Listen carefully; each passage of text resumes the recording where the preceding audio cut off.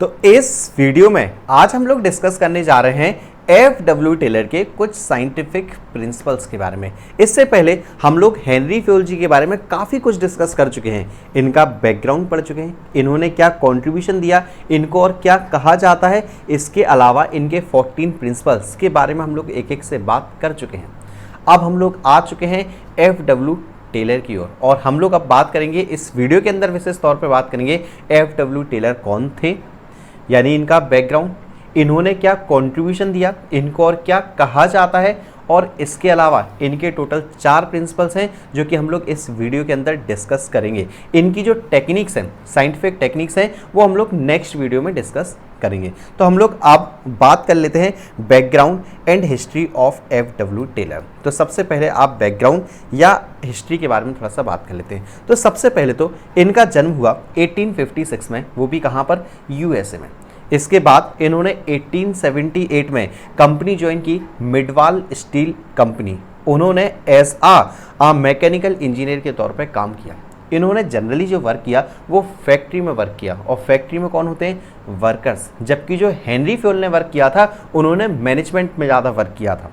ठीक, तो दोनों में थोड़ा सा अंतर रहा है, इसलिए इन्होंने यानी एफ.डब्ल्यू. टेलर ने जो भी प्रिंसिपल्स दिए हैं, जो भी टेक्निक्स दी हैं, इन्होंने वर्कर्स के ऊपर ज़्यादा काम किया है। तो वर्कर्स की एफिशिएंसी को कैसे इंक्रीज कर सकते हैं, रिसोर्सेज को कैसे फुली यूटिलाइज कर सकते हैं, वो सब कुछ इन्होंने बताया हमें। किसने, एफ.डब्ल्यू. टेलर ने। जबकि हेनरी फ्यूल जी के बारे में अगर आप लोग थोड़ा सा याद करो तो उन्होंने हमें टोटल मैनेजमेंट के बारे में बताया कि हम एक ऑर्गेनाइजेशन में बेटर मैनेजमेंट कैसे रख सकते हैं, वो बताया हेनरी फ्यूल जी ने। जबकि इन्होंने हमें बताया कि हम वर्कर्स की एफिशिएंसी को कैसे इंक्रीज कर सकते हैं, रिसोर्सेज को कैसे फुली यूटिलाइज कर सकते हैं, ये हमें बताया एफ.डब्ल्यू. टेलर ने। देखो जरा थोड़ा सा और हम लोग रीड कर लेते हैं। तो सबसे पहले तो एफ.डब्ल्यू. टेलर का जन्म कब हुआ, 1856 में, यूएसए में।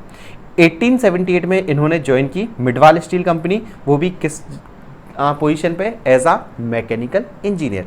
इसके बाद यूजिंग हिज इंजीनियरिंग बैकग्राउंड, अब देखो ये इनका इंजीनियरिंग बैकग्राउंड रहा, इंजीनियर, मैकेनिकल इंजीनियर के तौर पे इन्होंने काम किया था। तो Taylor set out scientific studies and technique, तो इन्होंने कुछ साइंटिफिक स्टडीज और साइंटिफिक टेक्निक्स के बारे में अध्ययन किया, दी इन्होंने। He was primarily concerned about the efficiency of worker and optimum utilization of resources। इस लाइन को बड़े ध्यान से आप लोग अंडरलाइन कर लेना और बड़े ध्यान से समझ लेना। इन्होंने जो मेनली काम किया वो किस पे काम किया, एक तो वर्कर्स की एफिशिएंसी पे, कि वर्कर्स ज़्यादा बेटर तरीके से कैसे काम कर सकते हैं, और दूसरा रिसोर्सेज कैसे फुली यूटिलाइज हो सकते हैं। ठीक, Taylor's principle and technique were based on the observation he conducted in factories. तो इनके जो सारी प्रिंसिपल्स हैं, जो सारी टेक्निक्स हैं, वो किस पे बेस्ड हैं, वो हैं सारी बेस्ड हैं उनने जो भी फैक्ट्रीज में ऑब्जर्व किया, वर्कर्स को ऑब्जर्व किया, उसके बेस पे। तो where methods of production lack planning, work method were hazard. तो वहाँ पर उन्होंने ऑब्जर्व किया जहाँ पर प्रोडक्शन में कोई भी प्लानिंग नहीं होती है, वर्किंग मेथड सारे किसी काम के नहीं होते, जो कांस्टेंट नहीं होते, कभी कोई मेथड लगाया जा रहा है, कभी कोई मेथड, यानी टोटली वर्कर्स से काम करवाया जा रहा है, वहाँ पर इन्होंने ठीक तरीके से ऑब्जर्वेशन किया। तब जाके इन्होंने साइंटिफिक प्रिंसिपल्स और साइंटिफिक टेक्निक्स डेवलप की और हम लोगों को प्रोवाइड की। ठीक, चलो तो इसके बाद देख लेते हैं कॉन्ट्रीब्यूशन ऑफ टेलर।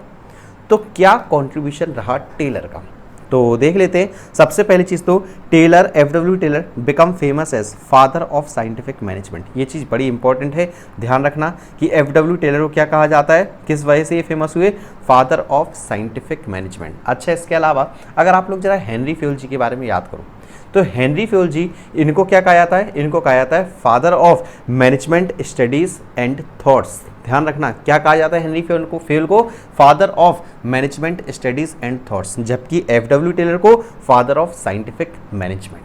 ठीक, तो ये बात जरूर याद रखना, एक नंबर में क्वेश्चन यहीं से आपके पूछे जाते हैं। तो उनका आप कंट्रीब्यूशन देख लो। तो सबसे पहले इन्होंने काफ़ी बुक्स, काफ़ी न्यूज़पेपर वगैरह पब्लिश किए हैं, वो इनका मेनली जो कंट्रीब्यूशन था वो इन्हीं में दिया है इन्होंने। तो Taylor publish books and research paper explaining his scientific view on industrial organisation and management. तो इन्होंने काफ़ी सारे बुक्स, काफ़ी सारे न्यूज़पेपर जिसमें इन्होंने एक्सप्लेन किया, अपने साइंटिफिक व्यूज़ दिए, किसके ऊपर, इंडस्ट्रीज़ के ऊपर, ऑर्गेनाइजेशंस और मैनेजमेंट के ऊपर। Second point, his major contribution was publishing of. अब ध्यान रखना जो इनकी मेन पब्लिशर्स थी कौन कौन सी थी, shop management, piece rate system and principle of scientific management. इसके अलावा he emphasised on adoption of scientific method to the problem of management. तो उन्होंने कहा जो मैनेजमेंट की प्रॉब्लम्स है, जो मैनेजमेंट की समस्याएं हैं, उनमें साइंटिफिक मेथड्स लगाओ, तो उससे आप मैनेजमेंट की प्रॉब्लम्स ज़्यादा आसानी से सॉल्व कर सकते हो। यानी कुल मिला के अगर हम छोटा सा निष्कर्ष निकालें तो FW टेलर हमसे ये कहना चाहते हैं कि आप मैनेजमेंट कर रहे हो, सब कुछ कर रहे हो, मैनेजमेंट में साइंस का यूज़ करो, यही है आपका साइंटिफिक मैनेजमेंट। और यही इन्होंने पूरी बातें, पूरी समरी इन्होंने यही दे दी। अब साइंस को कैसे यूज़ किया जाए उसके लिए इन्होंने 4 प्रिंसिपल्स बनाए हैं, क्योंकि ऐसा नहीं है कि साइंस में आप वो साइंस वाले मेथड लगाने लग जाओ, साइंस वाले फॉर्मूले लगा लेना, वो नहीं। साइंटिफिक मेथड्स को यूज़ करना है। कौन से मेथड्स को यूज़ करना है, वो इन्होंने 4 प्रिंसिपल्स, कुछ टेक्निक दी हैं, उनको हम लोग एक एक से डिस्कस करेंगे। तो आप लोग बिल्कुल परेशान मत हो, अभी सिर्फ यहाँ तक समझ लो कि इन्होंने क्या कंट्रीब्यूशन दिया। तो ये 3 कंट्रीब्यूशन याद हो जाएंगे। सबसे पहला क्या था, इन्होंने काफ़ी सारी बुक्स पब्लिश की, काफ़ी सारे रिसर्च पेपर्स इन्होंने पब्लिश किए, जिसमें इन्होंने एक्सप्लेन किया अपने इंडस्ट्रियल व्यूज़ कि आप ऑर्गेनाइजेशन को, मैनेजमेंट को कैसे बेटर तरीके से चला सकते हो। दूसरे पॉइंट में हमने पढ़ा कि इन्होंने काफ़ी सारे बुक पब्लिश की, जैसे एग्जाम्पल के तौर पर shop management, piece rate system और प्रिंसिपल ऑफ साइंटिफिक मैनेजमेंट। इसके अलावा तीसरा पॉइंट हम लोगों ने पढ़ा कि इन्होंने मेन एडॉप्शन की ध्यान दिया किसके ऊपर, scientific method to the problem of management, की मैनेजमेंट की प्रॉब्लम्स के लिए साइंटिफिक मेथड को एडॉप्ट करो, वो इन्होंने तीसरी बात हमें बताई। इसके बाद अब हम लोग देख लेते हैं मीनिंग ऑफ साइंटिफिक मैनेजमेंट, कि आखिर साइंटिफिक मैनेजमेंट क्या होता है, इसका मीनिंग क्या है। तो देखो, scientific management can be defined as application of science for each and every element of management. बस खत्म डेफिनेशन। क्या है कि आप मैनेजमेंट के हर एक एलिमेंट में आपको किसका एप्लीकेशन करना है, साइंस का, यानी आप साइंस अप्लाई करो मैनेजमेंट के हर एक एलिमेंट में। तो यही है आपका साइंटिफिक मैनेजमेंट। तो मैनेजमेंट में किसका यूज, साइंस का, दैट इज साइंटिफिक मैनेजमेंट। और देख लेते हो तो in general language it means apply scientific tools. आपको क्या अप्लाई करना है, साइंटिफिक टूल्स अप्लाई करने हैं, methods and trained personnel in order to increase the output. Output को इंक्रीज करने के लिए आपको क्या यूज करने हैं, साइंटिफिक टूल्स, साइंटिफिक मेथड्स और साइंटिफिक ट्रेंड पर्सनल। ठीक, तो मेरे ख्याल से इतनी बात आपको समझ में आ गई होगी। अगर यहाँ तक आपको बातें समझ में आ गई हैं तो सिर्फ छोटे छोटे 3 टॉपिक पढ़े, बैकग्राउंड, कंट्रीब्यूशन और इसके अलावा मीनिंग ऑफ साइंटिफिक मैनेजमेंट। अब हम लोग बात करते हैं एक एक से, 4 प्रिंसिपल्स हैं तो चारों की एक एक से डिस्कस करते हैं हम लोग। तो पहला प्रिंसिपल है हमारे पास, science not rule of thumb. तो देखो, science not rule of thumb की तरह काम करेंगे साइंटिफिक प्रिंसिपल्स। तो अब आपको ये समझना पड़ेगा कि आखिर ये रूल ऑफ थंब क्या है। रूल ऑफ थंब आप यहां पर ये समझ लो टोटली मैनेजर की डिक्टेटरशिप। डिक्टेटरशिप का मतलब हो गया मैनेजर की तानाशाही, कि यहां पर FW टेलर जी हमसे कहते हैं कि मैनेजर की तानाशाही नहीं चलेगी। आप एक एग्जाम्पल के द्वारा समझना, जैसे सपोज करो जो पिछले साल हम लोगों ने टारगेट अचीव किया, वो अचीव किया, ये हम लोग रिमोट बना रहे थे तो हम लोगों ने 5 लाख रिमोट का टारगेट अचीव किया। 5 लाख रिमोट हम बना चुके हैं पिछले साल, सब कुछ ठीक ठाक चला, सब कुछ ठीक ठाक रहा। ठीक, अब मैनेजर ने देखा कि यार प्रॉफिट को और ज़्यादा बढ़ाया जाए। ठीक, मैनेजमेंट ने देखा कि प्रॉफिट को और ज़्यादा बढ़ाया जाए, यानी प्रोडक्शन बढ़ाया जाए। तो मैनेजमेंट ने क्या किया, बिना वर्कर्स के डिस्कशन के, बिना किसी के डिस्कशन के, मैनेजमेंट ने सीधा कहा कि इस बार जो हमारा टारगेट है वो है 8 लाख रिमोट बनाने का। टारगेट कितना है, 8 लाख रिमोट बनाने का। ये बताओ, क्या वर्कर्स काम करेंगे ठीक से, क्या वर्कर कोशिश करेंगे कि टारगेट अचीव हो जाए। आप कहोगे सर ये कौन सी बात हुई, ये तो वर्कर्स पर जबरदस्ती थोपा जा रहा है कि आपको 8 लाख यूनिट्स बनानी ही बनानी है। ऐसा नहीं होता। बट अगर यही काम आप वर्कर से पूछ के करते, आप वर्कर्स को साथ में इन्वॉल्व करते कि अगर ज़्यादा प्रॉफिट आए तो हम आपके साथ भी कुछ शेयर करेंगे, तो वर्कर्स अपना फुल कंट्रीब्यूशन देते और ठीक तरीके से काम भी करते। तो यहाँ पर FW टेलर के कहने का मतलब ये है कि मैनेजर को अपनी तानाशाही नहीं चलानी। मैनेजर को कोई भी काम करने से पहले, ऑर्गेनाइजेशन में कुछ भी करने से पहले उसे साइंटिफिक मेथड्स देखने, साइंटिफिक मेथड लगाने हैं। यानी कहने का मतलब उनका यह है कि यहाँ पर हमें पहले वर्क स्टडी करके देखनी है। वर्क स्टडी का मतलब देख लो किसी काम को करने में कितना टाइम लगता है, वर्कर्स को कितना रेस्ट दिया जाए, कब रेस्ट दिया जाए, और उसके अलावा टारगेट अचीव हो सकता है नहीं हो सकता है। यानी कहने का मतलब यहाँ पर यह है कि आप कोई भी डिसीजन लेने से पहले आप उसे डीपली अच्छी तरीके से सोच लो। आपको यहाँ पर यानी ऑर्गेनाइजेशन के अंदर अब हिट एंड ट्रायल मेथड नहीं अपनाना है। अब आप हिट एंड ट्रायल मेथड याद करो, आपको अगर आता हो तो। हिट एंड ट्रायल का मतलब ये क्या है कि लगा के देखो, अगर ठीक हुआ तो इस पे काम कर लेंगे, ठीक नहीं हुआ तो इसको छोड़ के दूसरा मेथड लगा लेंगे। तो ऐसा नहीं चलेगा। किसने कहा? एफडब्ल्यू टेलर ने। इन्होंने पहले ही कहा कि पहले आप वर्क स्टडी करके देख लो, जो आपको बेस्ट मेथड लगे, सूटेबल मेथड लगे, उसे आप अप्लाई करोगे ऑर्गेनाइजेशन के अंदर। तो एफडब्ल्यू टेलर ने क्या कहा? एफडब्ल्यू टेलर ने कहा कि science not rule of thumb की तरह आपको नहीं चलना है, आपको मैनेजर की डिक्टेटरशिप नहीं चलेगी। आपको कुछ भी काम करने से पहले आपको सोचना है। ध्यान रखना, थिंकिंग बिफोर डूइंग, ये है आपका science not rule of thumb. देखो, मैं आपको समझता हूं कि ये प्रिंसिपल थोड़ा सा टिपिकल है। कुछ बातें बैठ रही होंगी माइंड में, कुछ बातें माइंड में नहीं बैठ रही होंगी। तो इस प्रिंसिपल के बारे में मैंने आपको डीपली पूरा एक्सप्लेन कर रखा है आपकी स्क्रीन के सामने। हम लोग इसे एक एक लाइन को रीड करेंगे। इसके बाद के जो प्रिंसिपल है एकदम ईजी है, तो उन्हें हम लोग ज़्यादा रीड नहीं करेंगे, बट ये प्रिंसिपल मैं आपके माइंड में अच्छे से बैठाना चाहता हूँ। देखो जरा रीड करते हैं। तो according to this principle, Taylor insists that each job performed in the organization should be based on scientific inquiry and not an institution। तो इन्होंने क्या कहा कि आप ऑर्गेनाइजेशन के अंदर कोई भी जॉब परफॉर्म करोगे तो उसमें आपको किसके ऊपर बेस्ड होनी चाहिए? बेस्ड होनी चाहिए साइंटिफिक इंक्वायरी। आप उससे पहले इंक्वायरी कर लो, साइंटिफिक इंक्वायरी कर लो, नॉट ऑन इंट्यूशन, जबकि इंट्यूशन के बेस पर नहीं होनी चाहिए। अब इंट्यूशन का मतलब अगर आप लोगों को ध्यान हो तो ये होता है बिना विचारे, बिना किसी विचार के।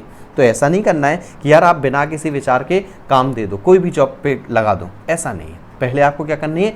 काम के लिए साइंटिफिक इंक्वायरी करनी है। उसके बाद experience and hit and miss method, तो आप बिना किसी एक्सपीरियंस का काम नहीं दोगे और हिट एंड मिस मेथड का अब इस्तेमाल नहीं करना है। ठीक, उसके बाद he says that there must be thinking before doing. ये लाइन अच्छे से रट लो, क्योंकि ये कुछ लाइन ऐसी हैं जो आपको यहाँ पर नंबर दिलाएंगे सीधे सीधे। टीचर देखता है ना थिंकिंग बिफोर डूइंग, वही समझ जाता है कि हाँ बच्चे ने पढ़ा है science not rule of thumb. तो उन्होंने क्या कहा? He must say that there must be thinking before doing which is not case in rule of thumb, जबकि ये रूल ऑफ थंब के केस में नहीं होता है। रूल ऑफ थंब के केस में क्या चलता है? मैनेजर की डिक्टेटरशिप, उसे कुछ भी नहीं सोचना, सीधा काम दे दो, जबकि यहाँ ऐसा नहीं चलेगा। यहाँ क्या चलेगा मैनेजमेंट में? Thinking before doing. उसके बाद rule of thumb means dictatorship of manager. तो रूल ऑफ थंब का मतलब क्या होता है? मैनेजर की डिक्टेटरशिप, बट यहाँ पर नहीं चलेगा। ठीक, क्योंकि यहाँ पर क्या है? Science not rule of thumb. तो देखो, rule of thumb means dictatorship of manager यानी मैनेजर की तानाशाही, where is scientific decisions are based on cause and effect relations. तो जो साइंटिफिक डिसीजंस होते हैं वो किस पे बेस्ड होनी चाहिए? कॉज और इफेक्ट। कॉज और इफेक्ट समझ दो, क्या उसके कारण थे, उसका क्या इफेक्ट पड़ेगा। तो and scientific measurement of method and ways of production, तो जो भी प्रोडक्शन के मेथड है उन पे आपको साइंटिफिक मेजरमेंट करके और देख के आपको लगाने हैं। इसके अलावा Taylor insisted on introduction of scientific inquiry. तो टेलर क्या इंसिस्ट करते हैं? कि आपको साइंटिफिक इंक्वायरी करनी है पहले into the domain of management practice. तो मैनेजमेंट प्रैक्टिस के डोमेन में आप किस चीज़ की इंक्वायरी करनी है? पहले साइंटिफिक इंक्वायरी। ठीक, उसके बाद Taylor believe that there is only one best method to maximise efficiency. तो टेलर ने कहा कि एक ही बेस्ट मेथड है जिससे आप वर्कर्स की एफिशिएंसी इंक्रीज कर सकते हो, और वो क्या है? Can be develop through work study and analysis. तो वो किसके द्वारा डेवलप किया जा सकता है? ओनली वर्क स्टडी और एनालिसिस के द्वारा। वर्क स्टडी के बारे में मैंने आपको बताया कि पहले आप काम की स्टडी कर लो, और वर्क स्टडी के अंदर काफ़ी सारी चीज़ें आती हैं, time study, motion study, method study, इन सब के बारे में पहले ही आप अच्छे तरीके से स्टडी कर लो, उसके बाद आपको काम प्रोवाइड करना है। तो this method so develop should be substitute of rule of thumb. तो ये मेथड जो डेवलप किया गया है ये सब्स्टिट्यूट है किसका? रूल ऑफ थंब का। यानी आपको अब रूल ऑफ थंब की तरह काम नहीं करना है, मैनेजर की डिक्टेटरशिप नहीं चलानी। फिर आपको क्या करना है? फिर आपको करना है थिंकिंग बिफोर डूइंग। ठीक, एग्जाम्पल भी देख लेते हैं। आपके सामने एग्जाम्पल भी एक नजर आ रहा है। In rule of thumb the standard time required to do a particular job is decided by the manager. तो रूल ऑफ थंब में क्या होता था कि किसी काम को करने में कितना समय लगेगा, किसके द्वारा डिसाइड किया जाता था? मैनेजर के द्वारा। वो भी किसके बेस पे? उसके पास्ट एक्सपीरियंस के बेस पे। बट अब आप नॉट रूल ऑफ थंब का मतलब अब ऐसा नहीं होगा। तो Taylor insist that standard time for a job should be set up scientifically by performing time study. तो टेलर ने क्या कहा? अब ऐसा नहीं करना है, अब आपको पहले क्या करना है? आपको साइंटिफिक इंक्वायरी करनी है, आपको टाइम स्टडी करनी है, उसके बाद आप टाइम फिक्स करोगे। तो यहाँ पर टेलर सिर्फ इतना कहना चाहते थे कि मैनेजर की भाई तानाशाही मत चलने देना, क्या करना है, कुछ भी काम आप करोगे तो करने से पहले सोच जरूर लेना, आप साइंटिफिक इंक्वायरी जरूर कर लेना, थोड़े से साइंस को जरूर यूज़ कर लेना। तो ये था हमारा पहला प्रिंसिपल। मैं उम्मीद करता हूँ, और इतना मैं चिल्ला चुका हूँ कि कुछ बातें आपके माइंड में ना ज़बरदस्ती बैठ गई होंगी, कि कुछ बातें आपको समझ में आ गई होंगी कि ये इसके अंदर हमें लिखना ही लिखना है, जैसे thinking before doing, scientific inquiry, और इसके अलावा भी मैंने काफ़ी सारी बातें आपको बता दी, नॉट इंट्यूशन, तो ये सब बातें, ठीक है। तो इसके बाद हम लोग आ जाते हैं अब सेकंड प्रिंसिपल पे। ध्यान रखना, एग्जाम्पल भी याद रखना पहले प्रिंसिपल का आपको। सेकंड प्रिंसिपल पर आ जाओ। सेकंड प्रिंसिपल है हार्मोनी नॉट डिस्कॉर्ड। अब जो तीन प्रिंसिपल है ना, बिल्कुल इजी प्रिंसिपल, अगर पहला समझ में आ गया तो इन तीन को तो ये समझ लो आपको बिल्कुल आते ही आते हैं। अब जरा बात सुनो, सेकंड क्या है, हार्मोनी नॉट डिस्कॉर्ड।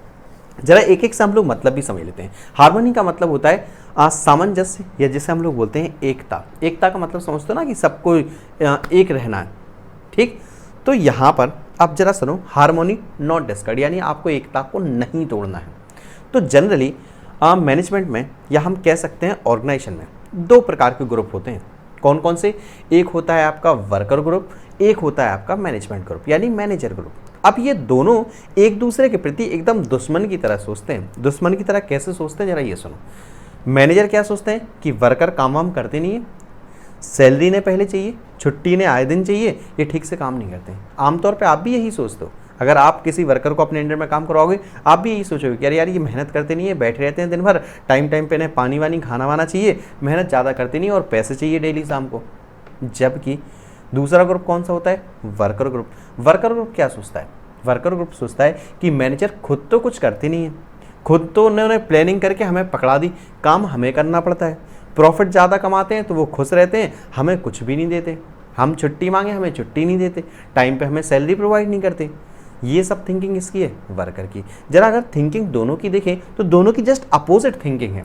तो एफ.डब्ल्यू. टेलर हमसे क्या कहते हैं कि आपको सबसे पहला काम करना है मेंटल रिवॉल्यूशन। मेंटल रिवॉल्यूशन का मतलब आपको दिमागी क्रांति लेके आनी है, दोनों के मेंटल थोड़ा सा ठीक करना है। ठीक कैसे करना है, दोनों की सोच को थोड़ा सा चेंज करना है। आपको कहना है मैनेजर से कि वर्कर अपने ही लोग हैं, उनसे ठीक तरीके से बिहेव किया जाए, वो प्यार से बहुत अच्छे से काम करेंगे बिना गुस्सा के।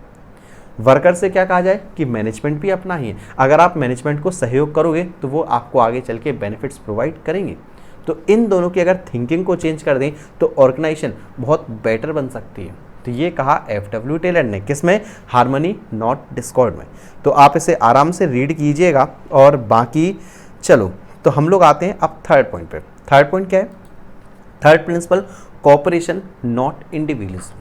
तो कॉपरेशन यानी कॉपरेट, और कॉपरेट भी नॉट इंडिविजुअल, यानी अब ये जो प्रिंसिपल हम लोग पढ़ चुके हैं हार्मनी नॉट डिस्कॉर्ड, इसके आगे का पार्ट है ये आपका कॉपरेशन नॉट इंडिविजुअल। आगे का कैसा पार्ट है, पहले तो हमने क्या कर लिया हार्मनी नॉट डिस्कॉर्ड में, दोनों की थिंकिंग को चेंज कर लिया। अब थिंकिंग को चेंज करने के बाद आपको क्या करना है कि अगर कुछ भी एक्स्ट्रा प्रॉफिट आता है, कुछ भी आप ज़्यादा कमाते हो, मैनेजमेंट कुछ ज़्यादा कमाता है, तो आपको किसके साथ शेयर करना है, आपको वर्कर्स के साथ शेयर करना है, तभी वर्कर खुश रहेंगे। इसके अलावा जब भी आप प्लान्स एंड पॉलिसीज बनाते हो, जब भी आप टारगेट सेट करते हो, तो ध्यान रखना वर्कर्स से सजेशन जरूर लेने हैं आपको। आप अगर वर्कर से सजेशन लोगे, वर्कर के साथ बैठ के आप प्लान्स एंड पॉलिसी डिसाइड करोगे, तो आप यकीन मानो जो भी प्लान्स एंड पॉलिसीज डिसाइड होंगी, जो भी ऑब्जेक्टिव डिसाइड होगा, वर्कर उसमें अपना 100% देंगे, वो टारगेट आपका जरूर जरूर अचीव होगा। तो ये आपके तीसरे प्रिंसिपल में कहा कॉपरेशन नॉट इंडिविजुअल। मेन क्या कहा इसमें कि वर्कर्स से हमें सजेशन वगैरह लेने हैं प्लान्स एंड पॉलिसी डिसाइड करते टाइम। अगर कोई वर्कर अच्छा सजेशन देता है तो आपको उसे प्राइज भी देना है, ठीक, ताकि वो लोग ज़्यादा से ज़्यादा मोटिवेट हो सकें, ताकि वो लोग सोचने पे मजबूर हो जाएं कि हाँ हमें हमारी ऑर्गेनाइजेशन के लिए कुछ करना है। ठीक, तो यह है कॉपरेशन नॉट इंडिविजुअल। इसके बाद हम लोग एक लास्ट प्रिंसिपल की बात कर लेते हैं, वो है, आप देखो आपको ये जो 3 प्रिंसिपल है पीडीएफ तो मैं आपको प्रोवाइड कर दूंगा, बाकी जो ये 3 प्रिंसिपल है रीड आपको करना है। आपको जो भी लाइन समझ में नहीं आया आप मेरे को कमेंट बॉक्स में जरूर बताइएगा। तो फोर्थ पॉइंट है हमारे पास, फोर्थ प्रिंसिपल हमारे पास, लास्ट प्रिंसिपल इस वीडियो का, तो वो है development of worker to their greatest efficiency and prosperity. अब आपको क्या करना है, वर्कर्स का डेवलपमेंट करना है। डेवलपमेंट कैसे करना है, टू देयर ग्रेटेस्ट एफिशिएंसी, ताकि उनकी एफिशिएंसी ज़्यादा से ज़्यादा डेवलप हो सके, एंड प्रॉस्पेरिटी। अब देखो इन सब चीज़ों का क्या मतलब है, यहाँ क्या कहना चाहते हैं एफडब्ल्यू टेलर, सीधा सीधा तो वो सिद्धांत सुनो आप लोग। एफडब्ल्यू टेलर हमसे कहना चाहते हैं कि आपको क्या करना है, वर्कर्स का डेवलपमेंट करना है। डेवलपमेंट का मतलब यहाँ पर है ट्रेनिंग प्रोवाइड करनी है। ट्रेनिंग का मतलब ये है कि देखो एक सिंपल पर्सन जो नया नया काम के लिए आया है, आप पता है वो काम में झिझकेगा, यानी उसके मन में थोड़ी सी झिझक रहेगी।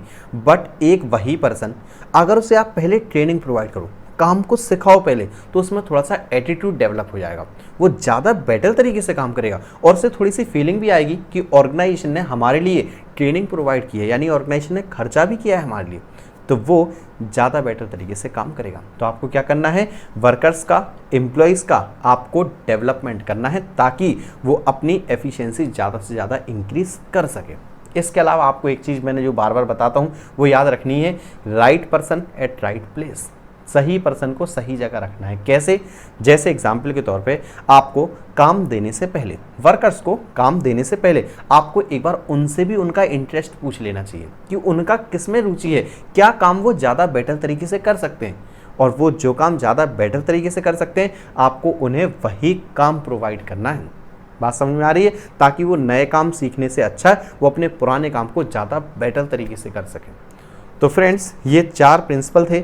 ऐसी उम्मीद जरूर करूंगा कि आप ये वीडियो देखने के बाद एक बार चारों प्रिंसिपल्स को रीड जरूर करो। मैं कहता हूँ अगर आप रीड करते हो, ये सारी बातें आपको माइंड में ना बैठ जाएं, तो आज से वीडियो देखने ही बंद कर देना आप लोग, ठीक है?